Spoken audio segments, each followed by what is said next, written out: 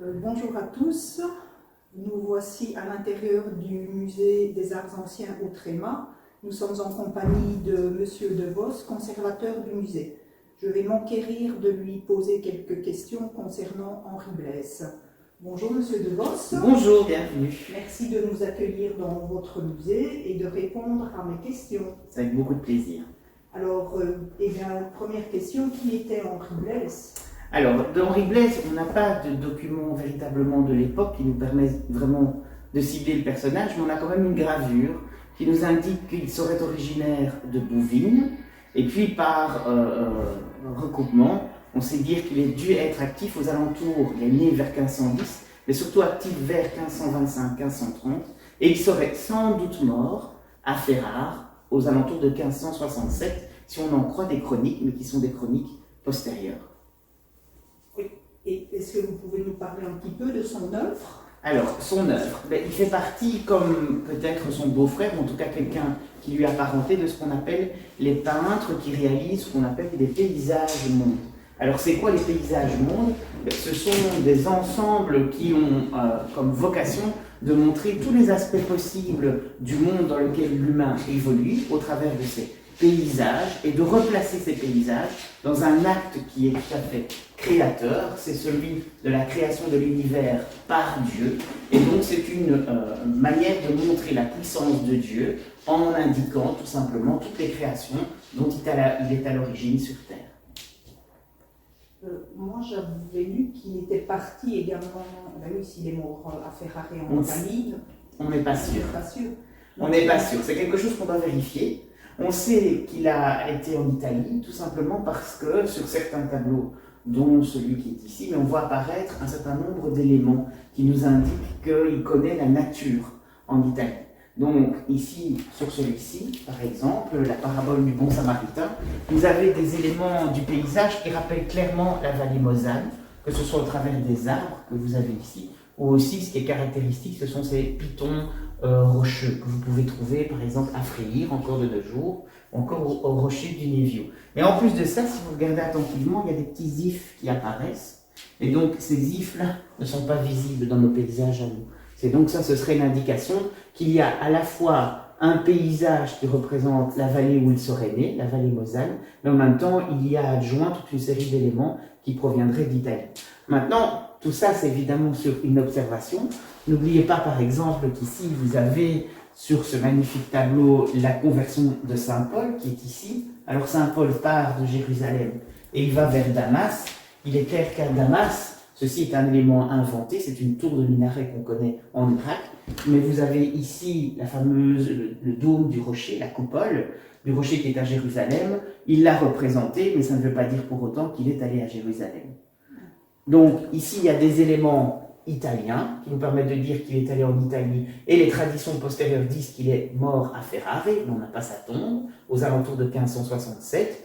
On a des éléments qui le laissent indiquer, mais évidemment, ça est sur l'observation de ses œuvres et pas sur des chroniques établies.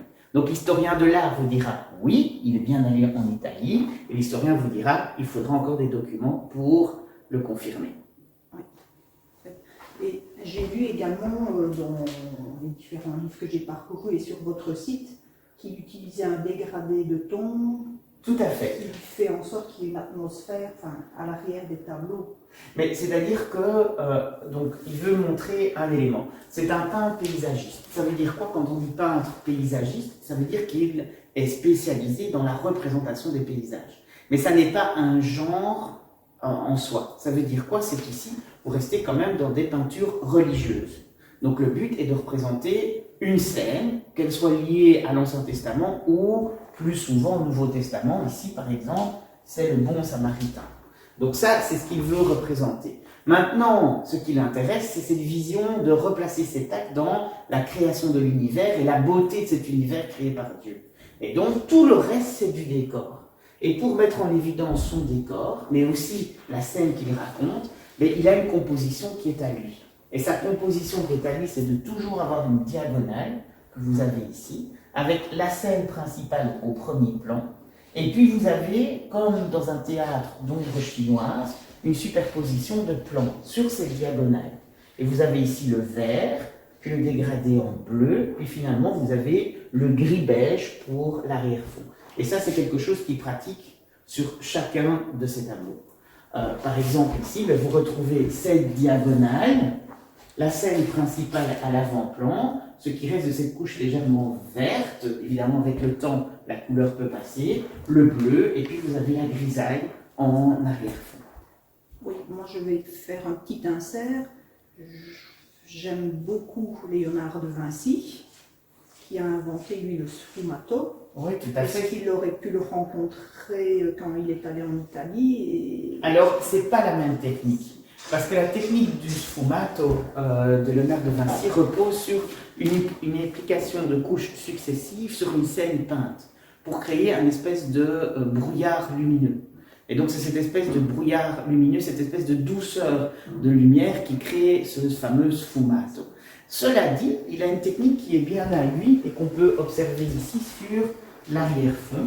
C'est que lui, ce qu'il joue, c'est sur ces tableaux qui sont peints sur des panneaux de bois. Une fois qu'on a assemblé ces fameux panneaux de bois, on met une couche d'enduit sur laquelle on va faire le premier dessin, ce qu'on appelle le dessin sous-jacent, que normalement vous ne pouvez plus voir puisqu'il a été recouvert par la suite par la peinture à l'huile.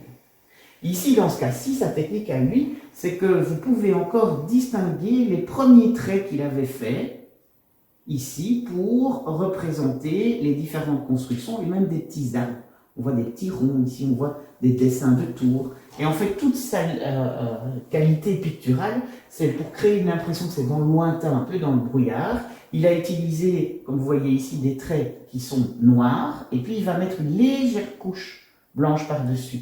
Et les tracés premiers vont transparaître au travers de cette couche qu'il avait posée par-dessus, ce qui vous donne l'impression qu'on voit des traits, mais les bâtiments ne sont pas tout à fait esquissés, ce qui n'est pas du tout le cas ici.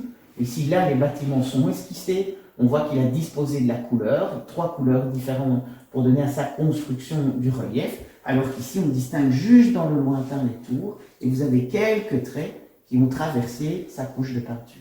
Donc c'est un brouillard, mais ce n'est pas le même brouillard.